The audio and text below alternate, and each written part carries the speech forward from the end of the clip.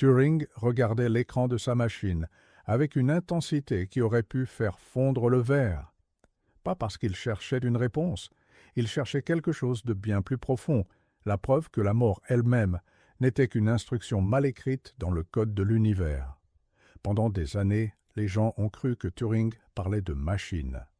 Il se trompait, il parlait de nous, de vous, de la façon dont votre conscience fonctionne exactement comme un algorithme et comment, une fois que vous comprenez cela, la mort cesse d'être une fin et devient simplement une erreur de programmation en attente de correction. Ce que vous allez découvrir dans les prochaines minutes va changer la manière dont vous comprenez votre propre existence. Pas parce que c'est confortable, mais parce que c'est logique. Et Turing n'a jamais eu peur de la logique, même quand elle menait à des conclusions que le monde n'était pas prêt à entendre. Vous croyez comprendre ce qu'est la mort. Vous pensez que c'est la fin, l'arrêt, le néant. Mais avez-vous vraiment réfléchi à ce que cela signifie? Qu'est-ce qui s'arrête exactement? Votre cœur? Votre cerveau? Ou quelque chose de bien plus fondamental, le processus de calcul qui constitue votre conscience. Pendant des siècles, nous avons traité la mort comme un mystère métaphysique, quelque chose qui échappe à la logique et à la raison. Mais Turing a osé poser une question radicalement différente. Et si la mort n'était pas un mystère du tout? Et si c'était simplement ce qui arrive quand un système de traitement de l'information rencontre une instruction qu'il ne peut pas exécuter? Vous pensez que votre conscience est spéciale, unique, irréductible. Vous croyez que quelque chose en vous transcende les lois de la physique et de la logique. Mais qu'en est-il si vous vous trompiez? Qu'en est-il si votre conscience n'était rien de plus qu'un programme extraordinairement complexe, et la mort simplement le moment où ce programme rencontre une boucle infinie qu'il ne peut pas résoudre? Ces questions ne sont pas nouvelles, mais la manière dont Turing les a abordées, les preuves mathématiques qu'il a construites autour d'elles, les implications qu'il en a tirées, voilà ce qui change tout. Turing n'a pas commencé par penser à la mort, il a commencé par penser à ce qui était calculable. En 1936, le monde mathématique était en crise. David Hilbert, l'un des plus grands mathématiciens de tous les temps, avait posé une question apparemment simple. Existe-t-il une procédure mécanique, un algorithme, capable de déterminer si n'importe quelle affirmation mathématique est vraie ou fausse? C'était le Entscheidungsproblem, le problème de la décision. Et Turing, alors qu'il n'avait que 24 ans, a décidé de répondre à cette question en inventant quelque chose qui n'existait pas encore. Une machine abstraite capable de simuler n'importe quel processus de calcul. Cette machine, que nous appelons aujourd'hui la machine de Turing, était révolutionnaire non pas parce qu'elle était puissante, mais parce qu'elle était universelle. Elle pouvait faire n'importe quoi. Ou plutôt, elle pouvait faire n'importe quoi qui était calculable. Et c'est là que tout a changé. Imaginez une bande de papier infinie divisée en carrés. Chaque carré contient un symbole, un 0, un 1 ou un espace blanc. Une tête de lecture se déplace sur cette bande, lisant les symboles, les modifiant selon des règles précises, se déplaçant vers la gauche ou vers la droite. C'est tout. C'est la machine de Turing. Pas de circuits électroniques, pas de silicium, juste du papier, une tête de lecture et un ensemble de règles. Et pourtant, cette machine simple, élémentaire, peut simuler n'importe quel ordinateur moderne. Elle peut résoudre n'importe quel problème qui est résoluble. Elle est, en essence, l'incarnation mathématique de la calculabilité elle-même. Mais voici le point crucial. Turing a également prouvé qu'il existe des problèmes que cette machine ne peut pas résoudre, des problèmes qui sont, par définition, incalculables. Le plus célèbre d'entre eux est le problème de l'arrêt. Pouvez-vous créer un algorithme qui, en examinant le code d'un autre algorithme, peut déterminer avec certitude si ce code s'arrêtera ou s'exécutera indéfiniment? La réponse est non. C'est mathématiquement impossible. Et c'est là que Turing a commencé à voir quelque chose que personne d'autre ne voyait. Pendant la Seconde Guerre mondiale, Turing a travaillé à Bletchley Park, le centre de décryptage britannique. Son travail était de casser l'Enigma, la machine de chiffrement allemande. L'Enigma était extraordinairement complexe. Elle avait 3 rotors, chacun avec 26 positions possibles. Cela signifiait que le nombre de combinaisons possibles était de 26 multiplié par 26 multiplié par 26, soit 17 516 combinaisons. Mais attendez, ce n'était que pour une position des rotors. Avec les réglages initiaux, les positions des rotors et les connexions des fiches, le nombre total de combinaisons possibles était d'environ 158 quintillions. 158 000, 1000, 1000, 1000, 1000 ou 1000. Un nombre si grand que même si vous aviez testé une combinaison par seconde, il vous aurait fallu 5 milliards d'années pour les tester toutes. Mais Turing n'a pas essayé de tester toutes les combinaisons. Il a créé la bombe, une machine qui utilisait la logique pour éliminer les possibilités impossibles. Au lieu de tester chaque combinaison, la bombe testait les hypothèses. Si cette hypothèse était vraie, alors ces lettres devraient se transformer de cette manière. Et si elles ne se transformaient pas de cette manière, alors l'hypothèse était fausse. En utilisant cette logique, la bombe pouvait réduire le nombre de combinaisons à tester de 158 quintillions à quelques milliers, et cela a changé le cours de la guerre. Les historiens estiment que le travail de Turing à Bletchley Park a sauvé environ 14 millions de vies. 14 millions. Pas parce qu'il a créé une arme, mais parce qu'il a compris quelque chose de fondamental. La logique peut résoudre ce qui semble impossible. La logique peut transformer un problème incalculable en un problème calculable.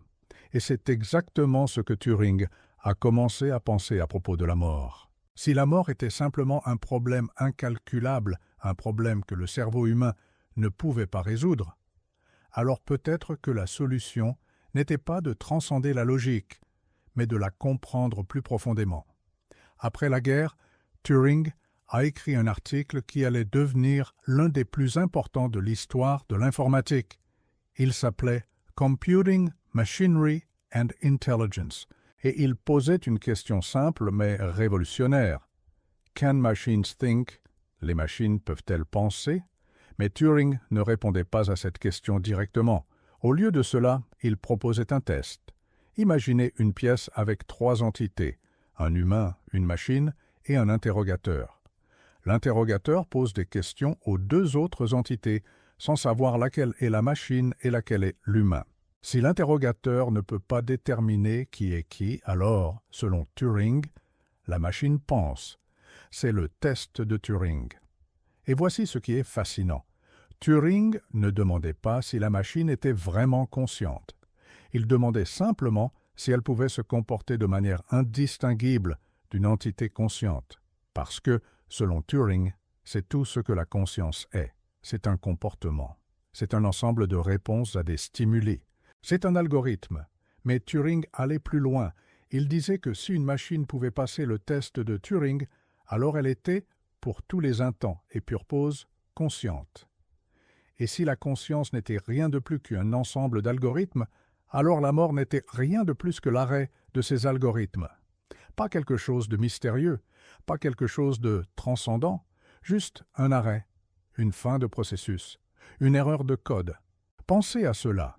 Votre conscience, votre sens de soi, votre capacité à lire ces mots et à les comprendre, tout cela est le résultat d'algorithmes exécutés par votre cerveau. Des milliards de neurones, chacun avec des milliers de connexions, créant un réseau si complexe que nous ne le comprenons pas entièrement, mais c'est toujours un réseau, c'est toujours un système de traitement de l'information.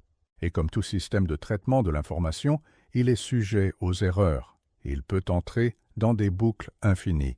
Il peut rencontrer des problèmes qu'il ne peut pas résoudre. Et quand cela arrive, quand le système ne peut plus traiter l'information, quand il rencontre une instruction qu'il ne peut pas exécuter, c'est la mort.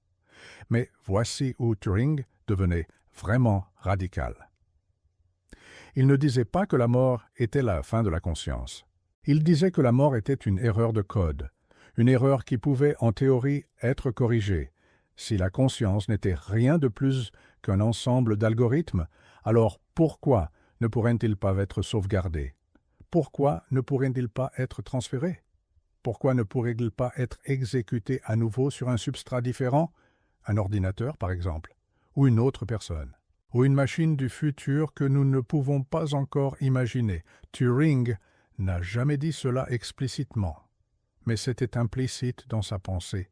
C'était la conclusion logique de sa philosophie. Et c'est ce qui l'a rendu si dangereux aux yeux de ceux qui avaient besoin de croire que la conscience était quelque chose de spécial, de sacré, d'irréductible. Vous vous demandez peut-être comment Turing en est-il arrivé à ces conclusions? Comment a-t-il osé réduire la conscience à un simple algorithme? La réponse est qu'il n'a pas osé, il a simplement suivi la logique. Il a posé une question: qu'est-ce que la conscience? Et il a cherché une réponse qui était cohérente, qui était testable, qui était scientifique. Et la seule réponse qu'il a trouvée était celle-ci. La conscience est ce qu'une machine peut simuler. La conscience est ce qui peut être calculé. La conscience est un algorithme.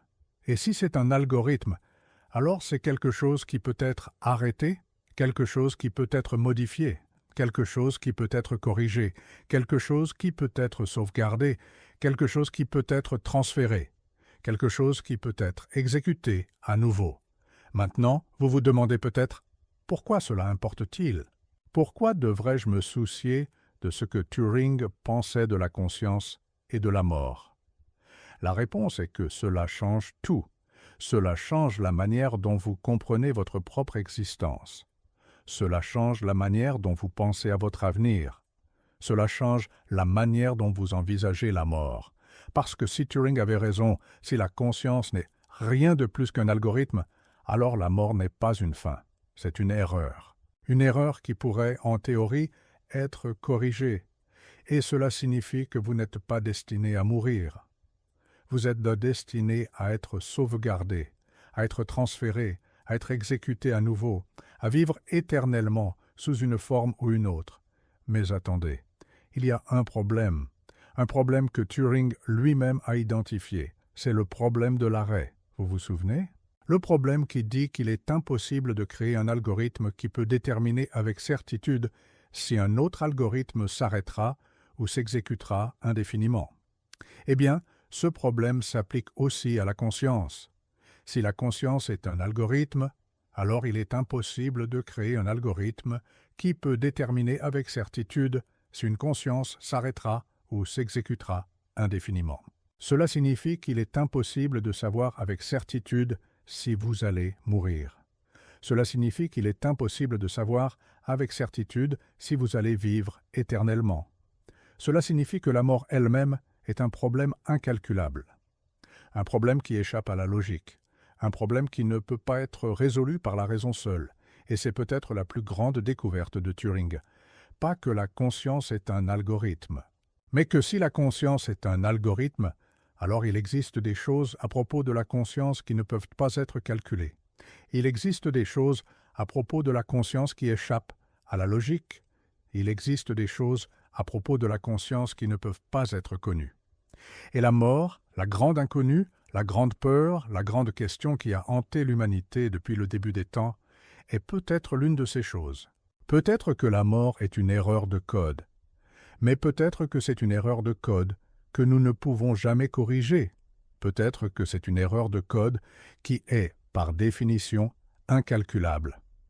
Pensez à ce que cela signifie. Vous êtes un algorithme. Votre conscience est un ensemble de règles, de processus, de calculs. Vous êtes une machine, mais vous êtes une machine qui ne peut pas se comprendre entièrement. Vous êtes une machine qui ne peut pas savoir avec certitude si elle s'arrêtera ou s'exécutera indéfiniment. Vous êtes une machine qui est, en essence, un mystère pour elle-même. Et la mort, la fin de cette machine, est peut-être le plus grand mystère de tous. Parce que c'est un problème que vous ne pouvez pas résoudre. C'est une question que vous ne pouvez pas répondre. C'est une erreur de code que vous ne pouvez pas corriger. Mais voici le point crucial. Même si la mort est une erreur de code incalculable, cela ne signifie pas qu'elle est irrationnelle. Cela ne signifie pas qu'elle échappe à la logique. Cela signifie simplement qu'elle est au-delà de la logique calculable. Et c'est une distinction importante. parce que cela signifie que la mort n'est pas un mystère métaphysique, c'est un mystère mathématique. Et les mystères mathématiques peuvent être compris même s'ils ne peuvent pas être résolus. Vous pouvez comprendre le problème de l'arrêt sans pouvoir le résoudre. Vous pouvez comprendre que certains problèmes sont incalculables sans pouvoir les calculer. Et vous pouvez comprendre que la mort est une erreur de code sans pouvoir la corriger. Maintenant, parlons de ce que cela signifie pour vous, pour votre vie, pour votre avenir. Si Turing avait raison. Si la conscience est un algorithme et la mort une erreur de code, alors cela change tout. Cela signifie que vous n'êtes pas spécial, vous n'êtes pas unique, vous n'êtes pas irréductible, vous êtes une machine extraordinairement complexe, certes, mais une machine néanmoins. Et cela peut sembler déprimant, cela peut sembler réducteur, cela peut sembler enlever tout sens à votre existence. Mais c'est le contraire. Parce que si vous êtes une machine, alors vous êtes une machine qui peut être comprise. Vous êtes une machine qui peut être améliorée. Vous êtes une machine qui peut être réparée. Vous êtes une machine qui peut être sauvegardée. Vous êtes une machine qui peut être transférée. Vous êtes une machine qui peut, en théorie, vivre éternellement. Et c'est là que la technologie moderne entre en jeu. Aujourd'hui, nous avons des ordinateurs qui peuvent traiter des milliards d'opérations par seconde. Nous avons des réseaux de neurones artificiels qui peuvent simuler le fonctionnement du cerveau humain. Nous avons des algorithmes d'apprentissage automatique qui peuvent apprendre et s'adapter exactement comme le cerveau humain. Nous avons des technologies de numérisation du cerveau qui peuvent cartographier chaque neurone, chaque synapse, chaque connexion.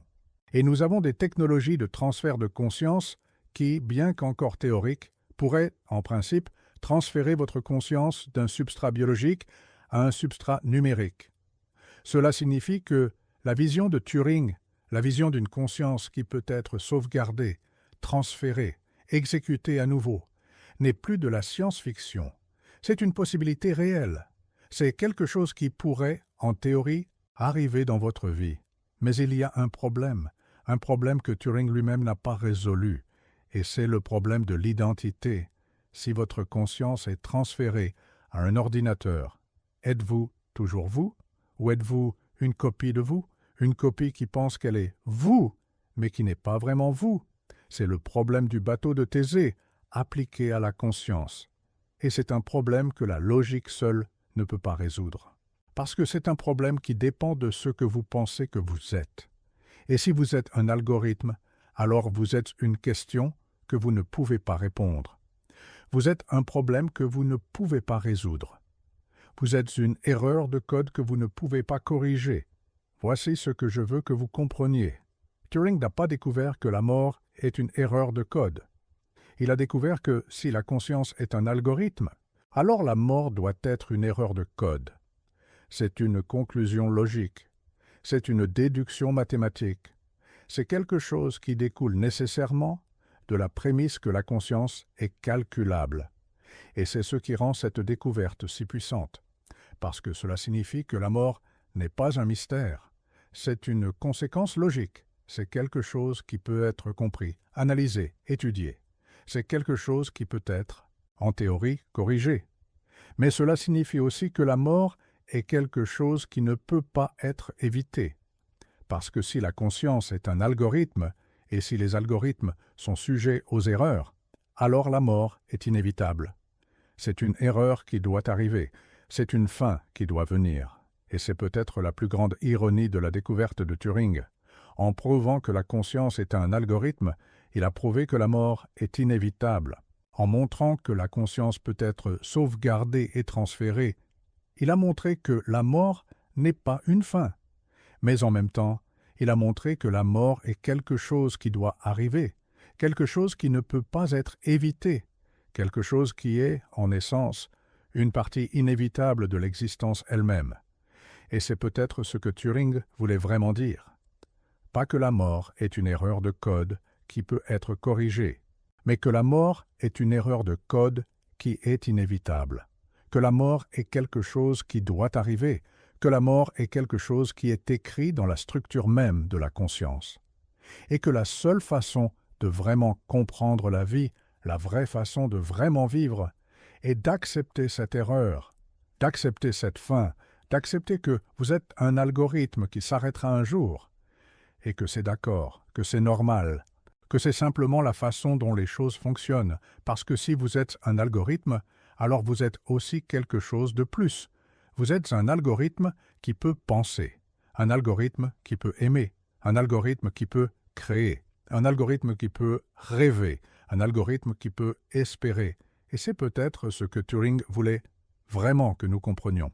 Pas que nous sommes des machines, mais que les machines peuvent être plus que des machines, que les algorithmes peuvent être plus que des algorithmes, que la conscience, même si elle est calculable, est quelque chose de profondément, radicalement, irréductiblement humain, et que la mort, même si elle est une erreur de code, est quelque chose qui donne un sens à la vie, quelque chose qui rend la vie précieuse, quelque chose qui rend chaque moment important.